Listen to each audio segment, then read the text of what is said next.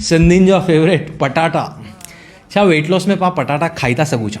आयो लाल सभई चओ झूलेलाल। सिंपल ऐं सुठो जवाबु आहे हा, 110% हा। छो के पटाटनि खे पाण इलाही मिसअंडरस्टैंड कयो आहे यार। पटाटा फैटनिंग कान्हनि, पर पटाटनि मां उनखे तरे करे इलाही तेल पाए करे जेको तव्हां खाओ था, उन में पकोड़ा तरे करे जेका तव्हां खाओ था, उन में आलू वड़ा जेका तरे करे खाओ था, हू तव्हांखे वेट गेन कराइनि था। पटाटा वीचारा 100 ग्राम पटाटनि में आहे न ख़ाली 90 कैलोरीज़ हूंदी आहे।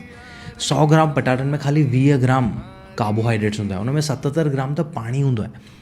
पटाटा rich source of vitamin C ऐं पोटेशियम अथव। विटामिन सी तव्हांजी इम्यूनिटी लाइ सुठो आहे, पोटेशियम तव्हांजे ब्लड प्रेशर लाइ सुठो अथव। हुन में फैट कान्हे, हुन में सोडियम इलाही घटि आहे।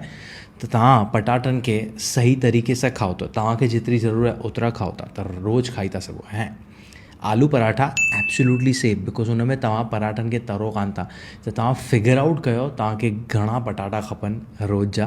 तव्हां वेट लॉस बि करे था सघो, तव्हां डायबिटीज़ बि मैनेज था करे सघो, सभु था करे सघो।